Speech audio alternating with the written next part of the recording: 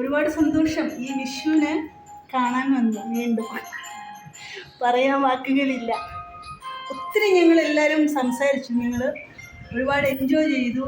അപ്പോൾ വിഷുവിന് വിഷു കൈനീട്ടം കൊണ്ടുവന്നിട്ടുണ്ട്. അപ്പോൾ അത് കൊടുക്കാൻ പോവാണ്. അപ്പോൾ വിഷു കൈനീട്ടം ഞാനാണ് ആദ്യം കൊണ്ടുവന്നത്. വിഷു കൈനീട്ടം വേറെ ആരെയും കൊണ്ടുവന്നു? അപ്പം ഞാനാണ് വിഷു കൈനീട്ടം ആദ്യം കൊടുക്കാൻ പോകുന്നത്. അപ്പോൾ വിഷുവിനുള്ള വിഷുക്കണി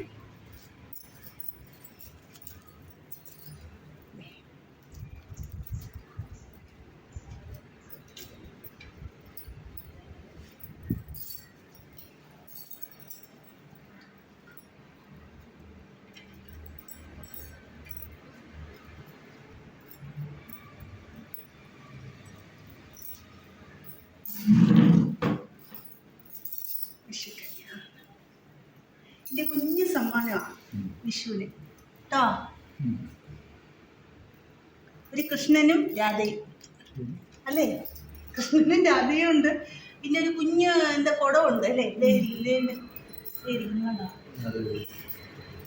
ഇതിൽ വെണ്ണയുണ്ട്. വെണ്ണയാണോ?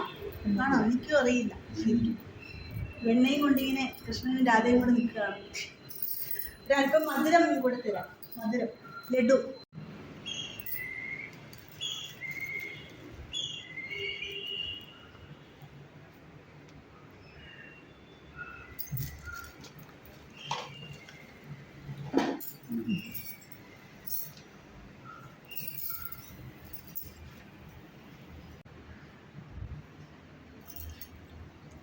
എന്താ ഈ സന്തോഷത്തിൽ പറയാനുള്ളത്? എന്താണ് ഈ സന്തോഷ ദിനത്തിൽ പറയാനുള്ളത്?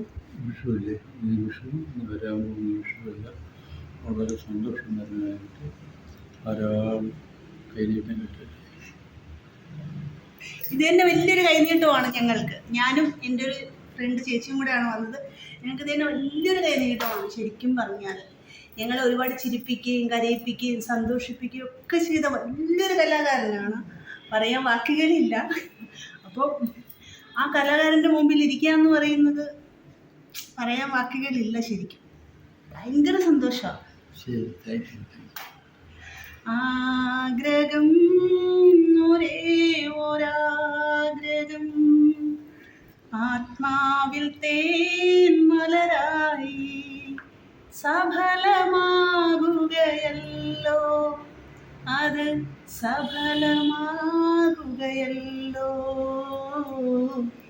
അങ്ങനെ ഒരു രണ്ടുപേര് അറിയില്ല പാടാനെങ്കിലും സന്തോഷം കൊണ്ട് രണ്ടുപേര്. ഒരുപാട് സന്തോഷം. വീണ്ടും വരും ഞങ്ങൾ കാണാൻ തീർച്ചയായിട്ടും.